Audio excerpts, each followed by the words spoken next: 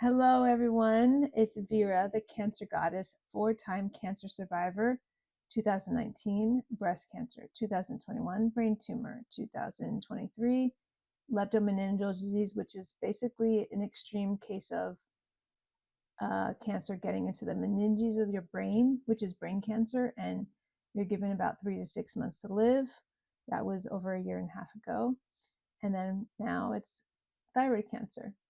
So I'm writing an online digital memoir with pictures and videos and it goes through my history before I was even born. Because that's what Ayurveda is all about too. Understanding the whole person, not just an acute area, but the whole person even before they were born, and genetically trauma that has been imprinted, which was I'm going to be talking about that genetic imprinting of trauma. I was diagnosed with stage 4 cancer, but before then I was also diagnosed with bilateral breast cancer, which is a red flag when you're under a certain age, which I was. I had just had my second baby, Alma.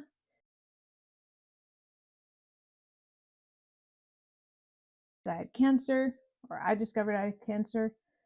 And it turned out that it was genetic cancer, BRCA1, which stands for breast cancer gene.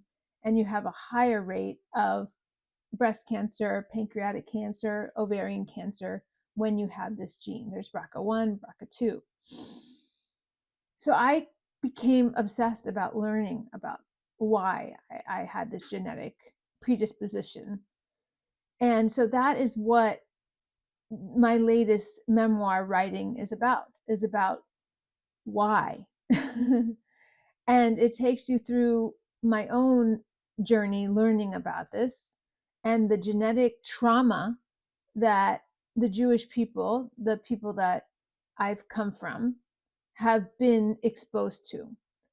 And there are specific demographics that have more likelihood of getting the BRCA1 gene, and that happens to be something called Ashkenazi Jews. If you've never heard of it, it's Jews that emerged from Europe and that lived in Europe for a long time. However, there are also Jewish people that are called Sephardic Jews, and those are Jews that lived in the Iberian Peninsula, like Spain and Portugal and Greece, North Africa. I also happen to be Sephardic. So I'm both. I'm Sephardic and Ashkenazi. So when they told me to take this genetic test because of all the red flags, being under a certain age, under 40, being healthy, yeah, bilateral. I mean, these were all red flags for the doctors. And so they were like, take the genetic test, take the genetic test. So I took the genetic test. It takes 3 weeks to get back to you. And it was the first form that I'd ever seen where they had a checkbox for Ashkenazi Jew. You know, you usually see Caucasian, African American, American Indian, but Ashkenazi Jew, I was like, really? What? You know, what's this all about? And that's when I started to learn more. And I became obsessed with it, which was a good thing because I was in the hospital, I was getting surgeries, you know, you're confined to a bed for a while. So I did a lot of research. And this is not just overnight. I came up, you know, with this topic. You know, this is something that I have been very passionate about since being diagnosed 5 years ago with bilateral breast cancer. So that's what the memoir drop, I guess I call it the memoir digital drop, memoir digital drop is going to be. And you're also going to learn about the history of these populations and how persecution and annihilation factored into the genetic disposition. So if you're someone who's diagnosed with BRCA and you're Jewish, you're going to get a lot out of this post. And if you're just someone who's just like curious about generational trauma, you're going to get a lot out of this post. There's many groups that have had generational trauma. especially African Americans. However, the Jewish population has had it for longer, like way longer. Why does this population have that so much, right? And then what happened to create the genetic cancer? It's something called a genetic bottleneck. And I provide a wonderful video about the just genetic bottleneck, because there's all these theories, right? But this is the theory that I felt was the most sound and made the most sense, that the Ashkenazi population was reduced to less than 350 people. That's crazy. I mean, that means that every Ashkenazi Jew is related to another Ashkenazi Jew. They're all cousins, which is genetic suicide, essentially. You want to have genetic diversity. And I give an example of Brazilians, right? Very little cancers, very little genetic cancers, very little genetic diseases. You know why? Because the Portuguese came over and they fornicated, mated with the indigenous population and had no qualms about it, also with the slaves that were brought over. So the problem is, no one wanted to marry the Jews because it was forbidden. They would rape them, but they wouldn't marry them, right? So as a result, Jews married other Jews within their own little communities, which is again genetic suicide, because in order to have a robust immunity and genetic capability, you need diversity. You need genetic diversity. And I'm not a geneticist, but I have been learning a lot about this. And the problem was, when you marry your cousin and you marry your whatever people that you're related to, that is problematic. And that's why the Habsburgs, have you heard of the Habsburgs? They were not Australian, they were Austrian. And Australian like sound too much alike, but they were Austrian nobility that just inbred with each other, and they developed this like chin called the Habsburg chin. And one of the Habsburgs, I can't remember his name, Philip the Habsburg or something, his chin was so long that he was like drooling, and he was like all disformed. And you'll see that with a lot of British royalty, that they have these genetic defects as well, because there was so much inbreeding, which is why Meghan Markle was such a great addition to the royal entourage there. So I go through that. I go through the history. I talk about my own grandparents, who originally were from Spain, the golden age of Spain. If you don't know about the golden age, it was a really magical time because of the Spanish conquistadores in South America. So my family was in Spain for a very, very long time, 800 years maybe. And then Ferdinand and Isabella, the king and queen of Spain, had an edict in 1492 that said, okay, all the Jews get out, all the Muslims get out, because the Jews and the Muslims were tight. It was a really great time. I wish it was the same way now. But the Jews and the Muslims really had a bond at that point, before Catholicism became cray cray. And they became cray cray because, first of all, the Spanish were all over colonizing, using religion as a way to subjugate the indigenous populations, and were being very successful and bringing back a lot of wealth to Spain in the form of gold and silver. So Spain became extremely wealthy, and this power of religion, Catholicism, was the generator of that, because they can go and say, you're a heathen, you're horrible, I'm gonna kill you and take all your gold in the name of Christ, right? So when they have discovered this fervor of change with religion, Muslim people and Jewish people were a real threat. So they were like, get out or you're gonna die, or convert or you're gonna die. So it was called the Inquisition of Spain, the Spanish Inquisition.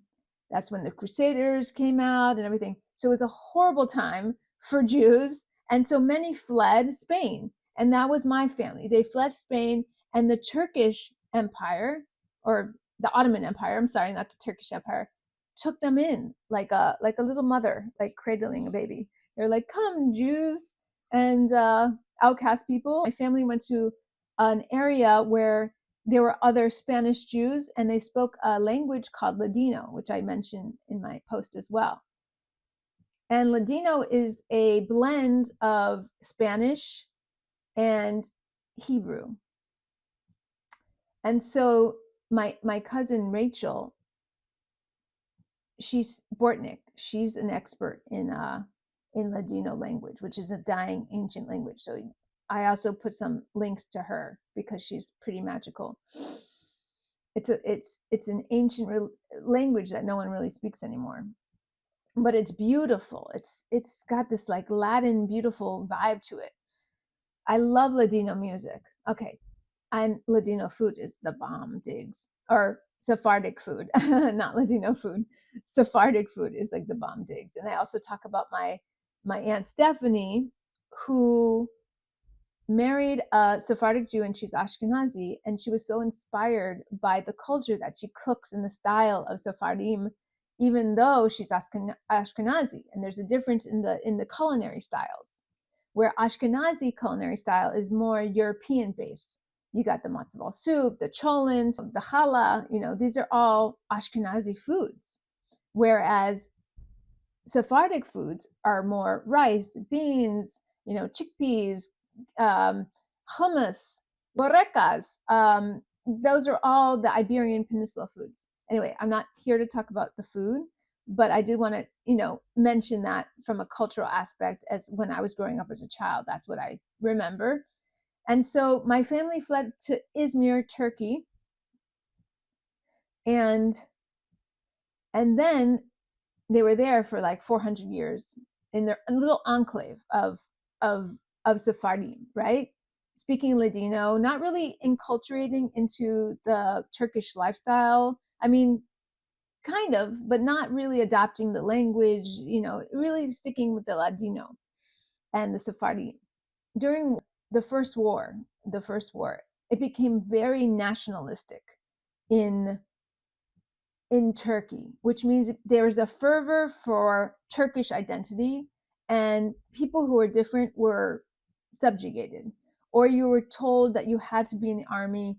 And people who weren't didn't have allegiance to Turkey at the time were dismissed, right? And that was happening. There was a fervor of nationalism. My family wasn't into that, and so they fled during World War II, and they moved to Italy. So that's where my grandparents met, in Italy. And then from there, they went to Cuba. And then from Cuba, they went to America. So that was my Sephardic side. And my Ashkenazi side is from, Russia or Shtetl in Germany, and they had pogroms. And pogroms are a way of targeting Jewish people and basically annihilating them. That was the method of the pogroms. And that is why Ashkenazi Jews, the population became so small, because there was so much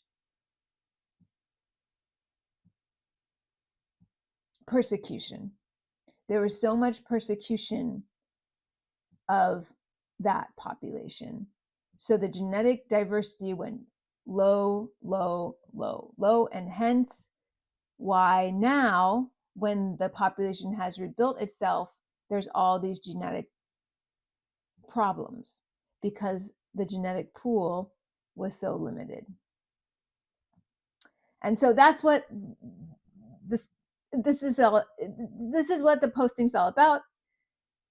And I hope you enjoy it, and you can just go to here and subscribe and learn all about my cancer journey, because it's a cancer journey for so many. I'm just one person, but I'm still alive, and I should have been probably dead I wasn't doing some of the things I'm doing and teaching in my nonprofit, Breast Cancer Goddess, and now the goddess, just the cancer goddess, because I want everybody to benefit. I don't want just people with breast cancer, because I don't just have breast cancer at this point anymore.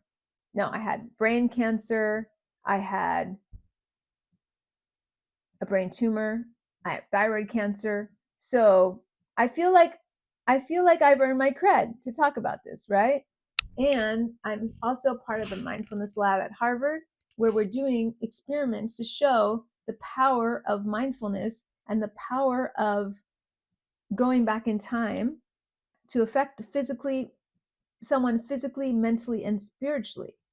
And so we just did a retreat that we set back in the 90s based on the research of Dr. Ellen Langer, the first female tenured professor at Harvard. So this is just so fascinating and interesting to me, and I love teaching.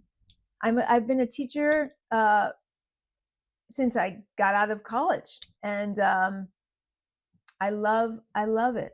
And you know why? Because you learn at the same time. You're teaching, you're learning at the same time. So thanks for following me. Thanks for following my journey. And I'm going to keep dropping these little memoir digital situations. I don't know, it's not a book. I mean, it's a digital memoir. And it's amazing that we have this capability now to do this. You know, it's not the static thing that I'm writing this memoir and then one day you'll see it. No, you'll see it right now. You'll see it as it goes along. You'll see my story, and then somehow you're going to be inspired to share it with your friends. Hopefully, that would be great, because the more people learn about this, the more that you're going to be aware of what to do when you have cancer, because this is just a start. I'm going to be teaching you all about how I healed from stage 4 cancer, how I healed from a cancer that was so dire that they were already put me on hospice, right? That people with the brain cancer that I had, they don't have an expectation of them living past 6 or 7 months. So the fact that I'm still here is a miracle, and I count my blessings every day, because I could be underground. And I have 2 kids, I have a husband, I have family, I have a life, and I want to be above ground, because every day above ground is a good day. All right, thank you. Don't forget to subscribe, and I'll see you on the next drop.